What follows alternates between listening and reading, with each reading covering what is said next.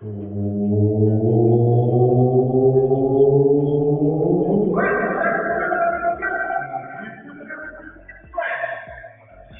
in this video, we gotta talk about something extremely important, and it's why you are using your ultimates incorrectly. A lot of times, ultimates are the decider. They decide whether you win or lose games, and if you're using your ultimates incorrectly, you are just straight up not gonna climb. So I'm gonna be breaking down all the fundamental things that you need to think about to have more successful ultimates and carry as a result. Now, one of the big problems that a lot of players have, especially at the lower ranks and even at the higher ranks, is people just use ultimates on a whim. They don't think about why they're using it. They don't think about the implications for using it, or even if they should use it. They just use it when they got it, and that's pretty much it. But there are many, many more reliable ways to use it, and there's tons of things you need to think about so you can get guaranteed impact and value out of your ultimates.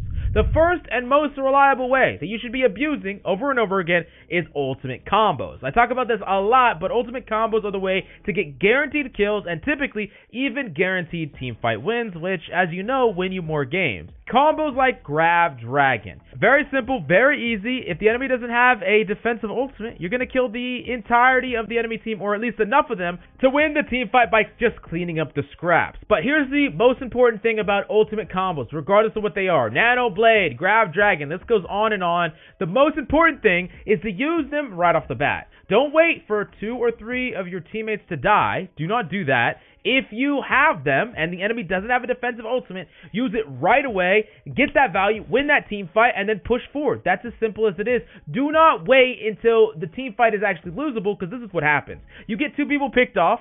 Now, you use a Grab Dragon on 2 people on the enemy team, and maybe you kill them, but now it's a 4v4, and you might lose a team fight where you actually used and invested 2 different ultimates, and that's just absolutely terrible. So definitely keep that in mind. Use it early, and you're just going to overwhelm the enemy and close out that fight. Just like that, it's that simple. Now, the next way that you should be using your ultimate, it's pretty simple and straightforward, but can be powerful in the right scenarios, is just a solo kill. Solo kill using an ultimate right off the bat at the start of a fight, and you get a kill, get some sort of advantage or some sort of momentum, that can be extremely powerful. Now, you should be a little careful when you do this. Some ultimates are going to work a lot worse when the enemy has full resources. For example, if the enemy has low resources, like they're low on cooldowns, low on health, something like a Dragon Blade can really clean them up, because they can't sleep you, they don't have any abilities to stop you, and they're low health, so if you go quick enough, you can get all the refrags and just keep going again and again and again. But if the enemy has all their abilities full health, you're going to take multiple slashes to kill people, or even 3 or 4, and the enemy has all their abilities to stop you. That is not going to really be effective. Even if you're just trying to use your ultimate to get a solo kill, more than likely you're not going to get any value out of it. So just think about what ultimate you're talking about. Some ultimates are going to be better at just starting off a fight or getting a solo kill use, like Tyre, for instance, or a Doomfist ultimate. These type of ultimates are a lot better at trying to get an initial pick or a first blood. Now, one of the most important questions that a lot of people ask is, when should we be using our ultimates? Should we be using it when we're winning a fight, or losing a fight, or at parity, or what's the reason? What are the scenarios when we should be losing a fight? Well, let's break them down one at a time so you can really understand the different scenarios for optimal ultimate use. Now, let's talk about a close team fight use. There are going to be some ultimates that are better in a close team fight, and these are ultimates that can kind of shift the tide of a close battle. Think of a 6v6 fight right now, but you give your Reinhardt Nano, and that's something that can change that close team fight. Now, if the team fight keeps going on in a close team fight after your Nano fades out or you win, you're going to get on your way to building another ultimate, which is one plus side, and you can use that Nano to help your Rein build an ultimate for winning that team fight as well. So that's a perfect example of an ultimate that you want to use. If you're at parity, you want to use it as quickly as possible. Try to turn that close team fight. And of course, close team fights can also be decided with ultimate combos. That's also a way to stop or decide that team fight as well. Now, the next question that comes up is using my ultimate in a winning team fight. Maybe you're up in numbers, right? You have 5 people to their 3, or maybe 4 people to their 3. It could be a slight advantage. Do you invest? Well, the biggest thing that you need to ask yourself is risk versus reward, and how much do you need that ult for in the future? Like, for example, let's say you lose this team fight and you just lose the game. That's as simple as it is. Maybe you're trying to push that first point on, let's say, King's Row, right? And if you don't cap that, you lose the entire game. But if you do, you have the entire payload. You got lots of time. So capping it is very important. And you know that there's 3 on the enemy team. They're not dying. Y'all push forward. Y'all can't clear them off point. And it starts creeping into your head like, hey, if we don't kill these people in time, they're going to regroup. And the people they're regrouping with have ultimates. So I just need to invest. Maybe I don't need it 100%, but the risk is the enemy come back, ult in on us, and then I don't have an optimal use for my ultimate, and we lose the entire game because I didn't invest right here. This is a really hard call, and you're going to have to make it, but sometimes you got to err on the side of overly cautious, which is just using or investing your ultimate, especially when you're talking about low ranks where there is no consistency of space creation, and sometimes you just got to brute force your way through these point takes, because stopping an enemy at a really important checkpoint is really easy, and it happens all the time at low ranks because people don't coordinate attacks, people don't coordinate ultimates, and it could be a nightmare when enemies have spawn advantage or the enemies keep trickling in and y'all never use enough ultimates to wipe the enemy clear off and cap. Now moving on to the next type of ultimates that you need to think about, or a question that I'm sure you might be asking is, how do I use an ultimate, or when do I use an ultimate when I'm in a losing team fight? Like, maybe you have 3 people to 6 or 3 people to 5, and you're wondering, hey, can I use this ultimate to win this team fight? Is it even worth the chance or the try, or should I just die and then go in with my team? Well, sometimes just dying, giving the enemy the point, and then going in with your team later with that ultimate is going to be the more consistent way, which means it's less of a risk, but using an ultimate and winning can be a huge reward. Like, let's say the enemy team has 4 people and you're only 2,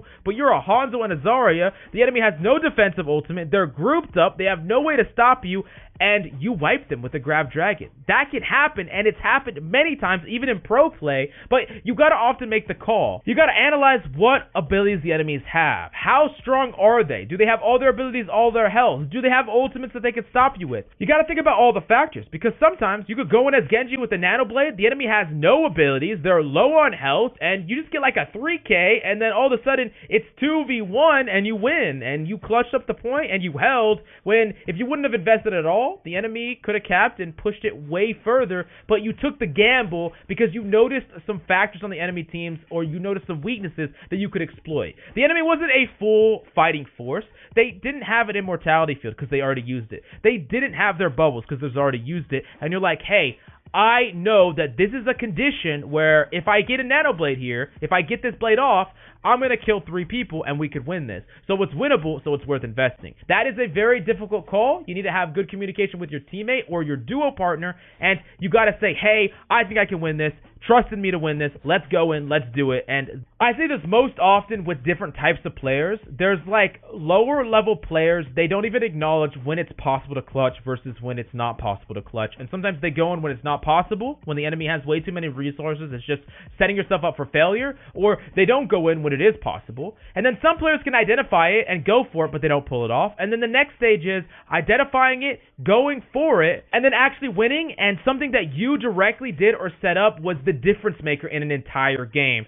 That is the real thing that if you don't practice, if you don't try for it, you're never going to get good at, because you're under the ultimate pressure. But if you can do this consistently, you will climb just like that. I guarantee it. Now the next type of ultimate use I got to talk about is the counter ulting. And this one's a little bit tricky because the enemy is obviously investing ultimates, and they could even be in the middle of investing ultimates, but you want to ult to not only stop their ult from getting value, but to get value yourself. For instance, let's say that Genji comes in with his Nano Blade and you grab him to the ground.